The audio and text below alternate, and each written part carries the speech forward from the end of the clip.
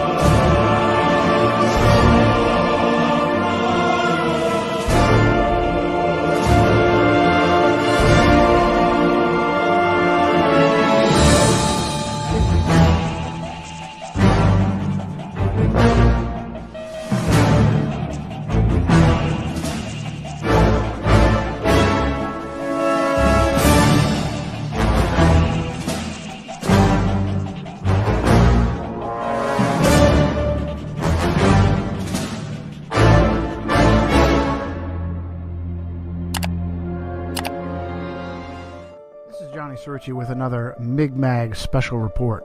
For 1,000 years, from roughly 500 AD to 1500 AD, the civilized world was controlled by Rome, but not military Rome, religious Rome. The Roman Empire had mutated from a military power into a religious one, co-opting the beliefs of Christianity and mixing them with ancient Egyptian, Greco, and Babylonian paganism. Christian doctrine that came directly from Jesus Christ and was transcribed in the Bible stated that each individual had the liberty and independence to govern their own salvation by cultivating a personal relationship with Jesus Christ. The new religious Roman Empire insinuated herself in between Christ and the believer and said if you wanted to have your soul saved, you had to rely on the priests, bishops, and cardinals of Rome. This was the worst kind of slavery because it was a slavery of disinformation. Now and again, sincere Bible-believing Christians like the Waldensians of the Alps, the Albigensians, Jerome of Prague, John Wycliffe and his Lollards, Jan Hus of Bohemia, would rebel against this Roman rule and show Christians that Vatican doctrines claiming that you needed Rome to ensure your salvation were contradicted by the Bible. As a result, the papacy strictly forbade Bibles to be placed into the hands of the common person and only allowed Jerome's Latin Vulgate to be handled by clergy. Men like John Wycliffe painstakingly translated the Vulgate into the language of the people. For Wycliffe, it was English. English Bibles were then slowly and carefully copied and handled by Wycliffe's followers, who handed them out to and taught the people. In response, Roman authorities captured Wycliffe's followers, called Lollards, tied their Bibles around their necks, and burned them alive. It's what so-called Christian Rome did to all of her enemies, including Jerome of Prague and Jan Hus. John Fox's Book of Martyrs, originally titled Acts and Monuments, is completely filled with examples of Catholic authorities torturing and murdering Christians. And when a Lollard was burned with a Bible hanging around his neck, it was a terrible loss, because not only were Christians being burned alive, but hand-copied Bibles were irreplaceable. But in 1517, a new rebel stepped up, an Augustinian monk from Germany named Martin Luther. Luther was furious that Pope Leo X, Giovanni de' Medici, from the powerful Medici family who helped to rule the world then and including through to today, had sent their attack dogs, the Dominicans, to cheat the common people out of their money by claiming they could buy what is called an indulgence, which is basically a receipt of forgiven sin. By paying money to indulgence peddlers like Johann Tetzel, Poor Christians believed that they had some of their sins forgiven. Worse, they were told that dead loved ones were in purgatory, and they could give money to these indulgence peddlers, and the Pope would then release their dead loved ones. Luther wrote 95 short paragraphs or theses, and on November 1st of 1517, All Saints' Day, posted them to the doors of All Saints Cathedral in Wittenberg. But what was different about Martin Luther's protest and the protests of previous Christians was the movable type printing press of Johannes Gutenberg. The 95 theses were translated and replicated by the Gutenberg press and spread like wildfire. Martin Luther instantly shot to number 1 on the Vatican hit list. But remember, he was an Augustinian monk. That didn't matter. He was waking people up and freeing them from their Roman chains, and for that he needed to be stopped. He was kidnapped by his benefactor, Frederick the Wise of Saxony, and held at Wartburg Castle for several months to protect him from Vatican assassins. During that time, he translated the Bible into vernacular German, and it may have been the most important thing he ever did, starting with the New Testament and then later the Old Testament. But now the Gutenberg press started printing off large quantities of common language Bibles, and the fires of the Inquisition couldn't keep up. Other brave Christians, like William Tyndale, also a Roman Catholic priest, began translating Bibles into the language of their people. Tyndale was English, like Wycliffe. He too was eventually executed by Rome for his crime. But now Rome had a problem. There were too many Bibles and Bible translators to be kept in check by burning them all. A new tactic was born, a tactic that English Cardinal Thomas Wolsey called learning against learning. And that tactic was to discredit the Bible in order to force people to return to accepting Rome as the ultimate authority over their body and soul. In this tactic of learning against learning, Rome would literally rewrite reality and weave a false reality matrix that we now all swim in to this day. For thousands of years, mankind understood the earth to be flat and stationary. Only rarely did men like Pythagoras attempt to claim otherwise. And it's interesting to note that many Freemasons consider Pythagoras to be one of the first of their craft. But now rewriting our reality as a tactic to discredit the Bible became a top priority in the face of Martin Luther's 1517 Reformation, Protestant Reformation. The Catholic response would be the Counter-Reformation, and it would be spearheaded by a Spanish Templar knight named Ignatius of Loyola and his followers, whom we call today the Jesuits. Their first opportunity came from the Vatican's mathematician, a Polish priest named Nicholas Copernicus. Copernicus gave birth to the modern heliocentric model of the universe with his work De Revolutionibus Orbium Celestium, on the revolutions of the heavenly spheres. Copernicus knew he was weaving a matrix of lies and wanted to hold publication of De Revolutionibus until after his death. But powerful Roman Catholic clergy like Tiedemann Gies, Bishop of Culm, and the papal secretary himself, Johann Wiedmanstadt, forced him to publish in 1543. The facts that Catholic clergy forced Copernicus to publish, or that Copernicus was the Vatican mathematician, or that he received his doctorate in canon law from Bologna University. Canon law are the precepts by which Rome governed nations. Adam Weishaupt was a doctor in canon law. Or that he was a Roman Catholic priest. These have all been swept under the carpet. But Copernicus never married, and even the Catholic Encyclopedia had to note that in 1537, King Sigismund of Poland put Copernicus's name on the list of 4 candidates for the vacant episcopal seat of Ermland, which makes it probable that at least in later life he had entered the priesthood. Also swept under the carpet has been the timing of the publication of De Revolutionibus, right on the heels of Martin Luther's Protestant Reformation. And if that's not clear enough for you, how about this? A Vatican agent named Georg Joachim Redicus, who was originally born Georg de Porus, had insinuated himself into the Luther Reformation and was in Wittenberg when he left to become a close student of Copernicus. Sources like Wikipedia claim that Rheticus was sent from reformer Philip Melanchthon, a dear friend of Martin Luther, but it is absolutely Roman Catholic disinformation. In the Table Talk of Martin Luther, the great reformer is quoted as having said, "There is talk of a new astrologer who wants to prove that the earth moves and goes round instead of the sky, the sun, the moon, just as if somebody were moving in a carriage or a ship might hold that he was sitting still and at rest while the earth and the trees walked and moved. But that is how things are nowadays. When a man wishes to be clever, he must needs invent something special, and the way he does it, he must needs be the best. The fool wants to turn the whole art of astronomy upside down. However, as Holy Scripture tells us, so did Joshua bid the sun to stand still and not the earth." In his lectures on the book of Genesis, Luther said, "We Christians must be different from the philosophers in the way we think about the causes of these things.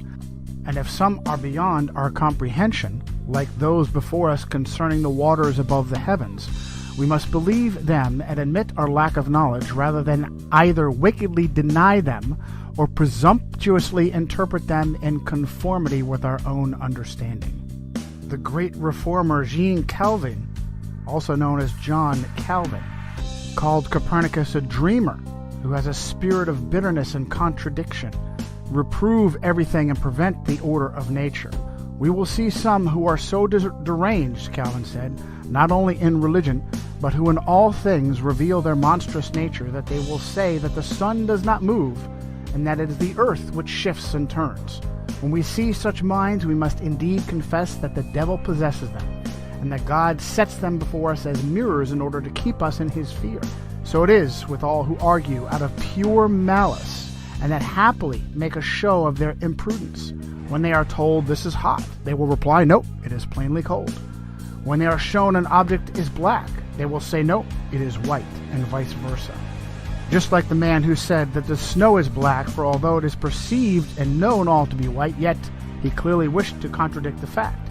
And so it is that they are madmen who try to change the natural order, and even to dazzle eyes and benumb the senses.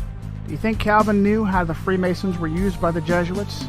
When they are shown an object as black, they will say it is white. We're talking about our government here. No, we're talking about a crime, Bill, pure and simple. Y'all gotta start thinking on a different level like the CIA does. Now we're through the looking glass here, people.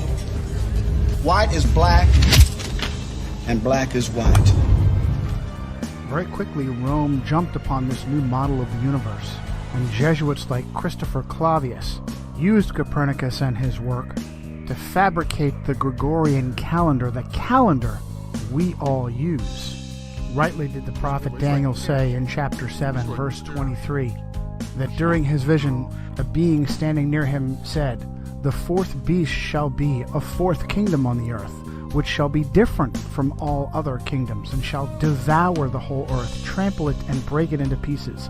The 10 horns are 10 kings who shall rise from this kingdom, and another shall rise after them. He shall be different from the first ones, and shall subdue 3 kings.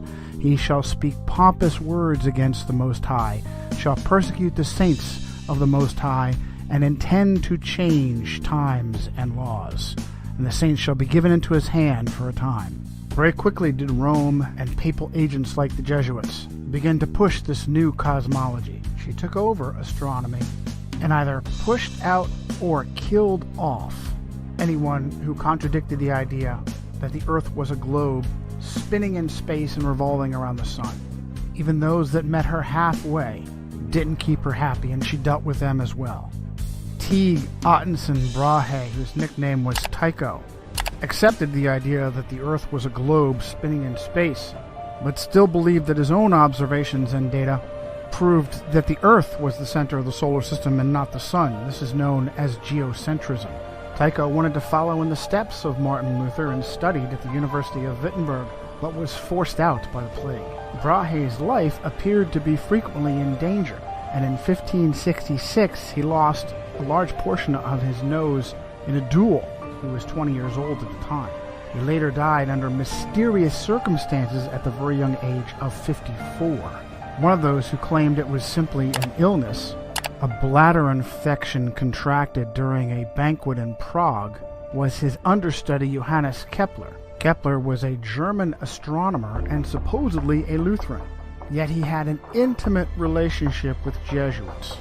In 1597, Archduke Franz Ferdinand II of Austria banished all Protestants, good Roman Catholic that he was, and Kepler fled to Hungary. But the Jesuits intervened and convinced Ferdinand to allow him to return. Kepler grew up with a Jesuit uncle under the same roof of their house in Wilderstadt. Uncle Sidaldus was a Jesuit astrologer who also kept a wife. Upon the unexpected death of Tycho Brahe, Holy Roman Emperor Rudolf II immediately promoted Kepler to replace him as imperial mathematician, and Kepler very quickly went to work, rewriting all of Brahe's observations to be interpreted as heliocentric and not geocentric. In a paper titled Kepler's Relation to the Jesuits, Dr. Jörg Schuppner at the University of Leipzig noted that it is well known that the order of the Jesuits was the most important and the most active Catholic order in the field of science during the 17th and 18th centuries. One field of particularly intensive successful study carried out by the Jesuits was astronomy.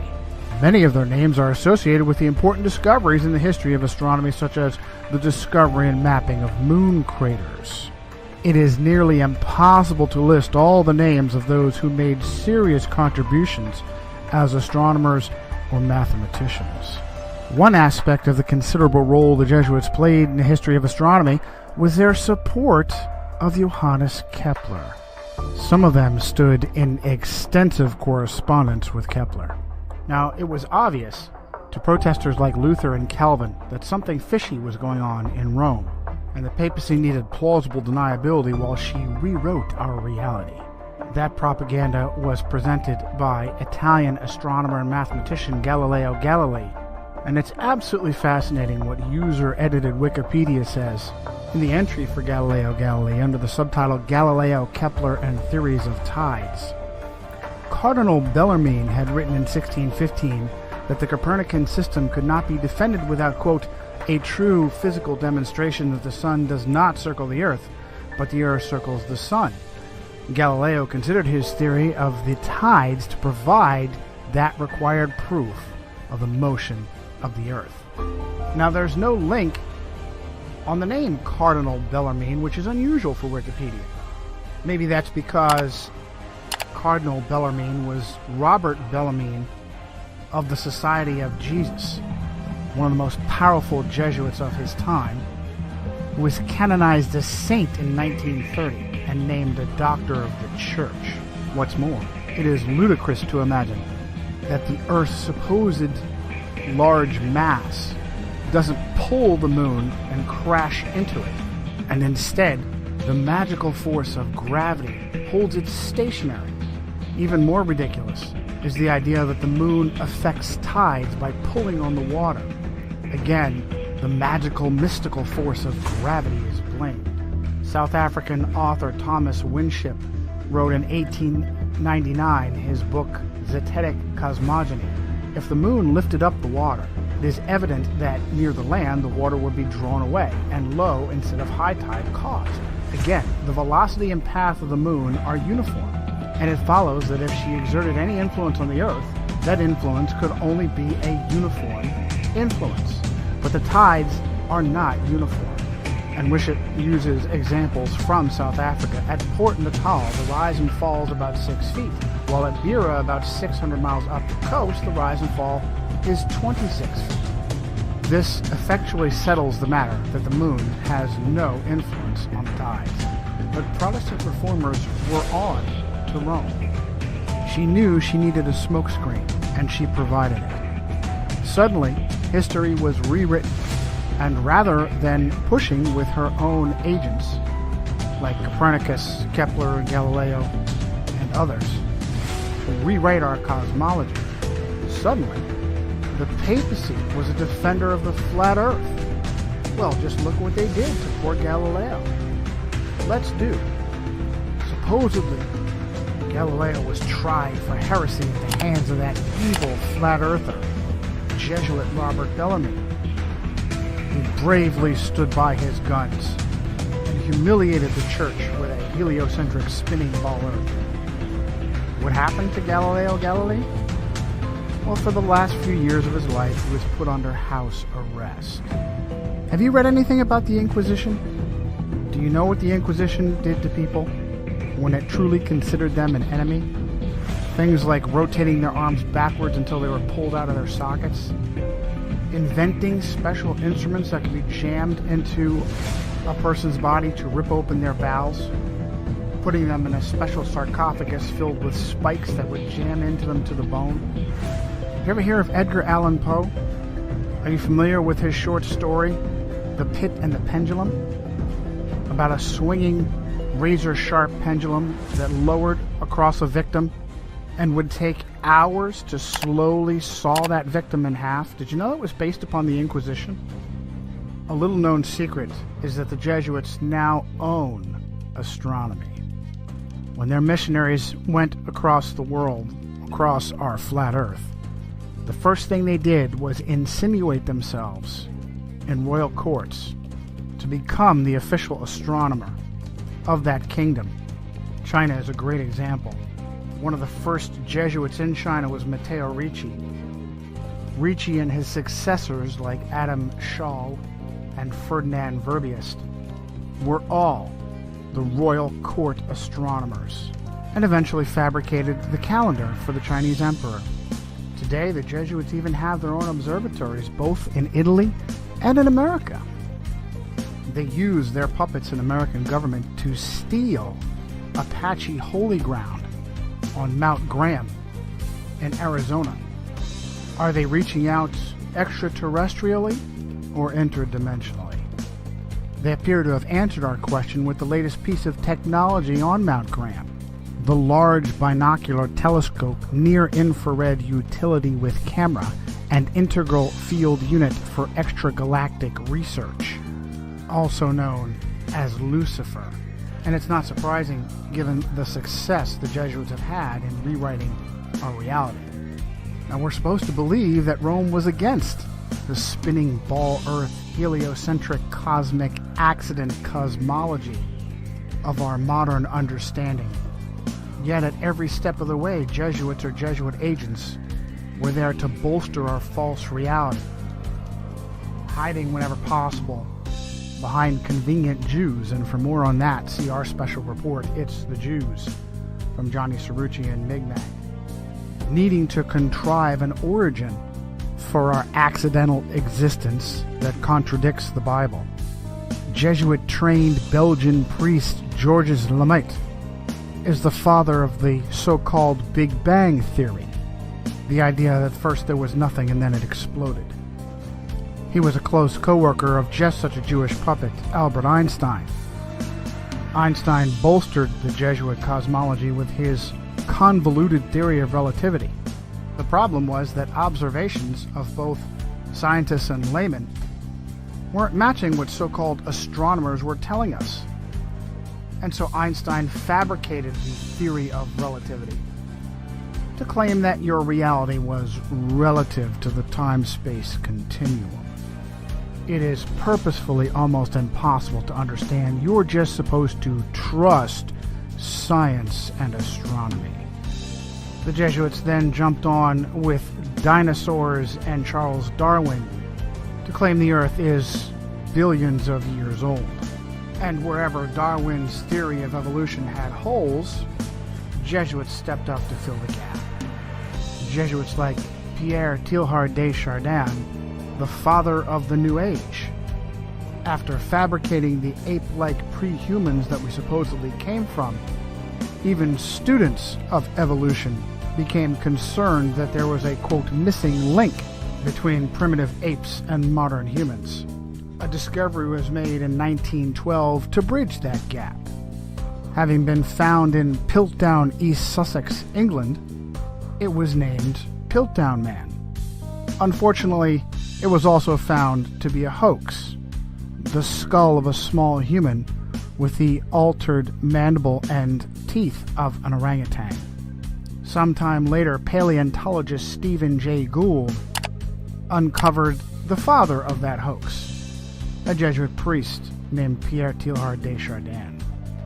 There are many such examples in archaeology and paleontology, and yet no one asks, why would so-called scientists be fabricating evidence? The goal was to discredit the Bible, and it has been resoundingly successful. Without the spinning ball Earth, Darwinian dinosaur cosmic accident, the Bible is a science textbook. With it, critics laugh and question the Bible, and instead look to human authorities to save their souls, such as the Vicar of Christ himself, who is for the first time in Roman Catholic history a Jesuit priest. This has been Johnny Cirucci for a Migmag special report. It's like pear-shaped. It's like pear-shaped. It's like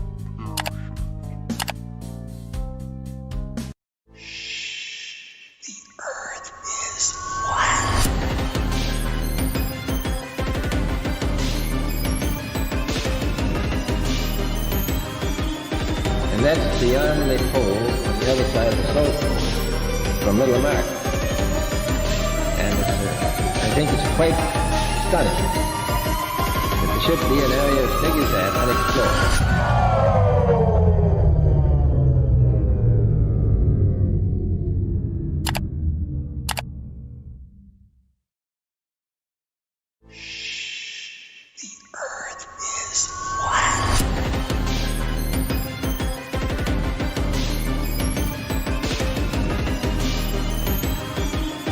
And that's beyond the pole on the other side of the South Pole, from Middle Mark.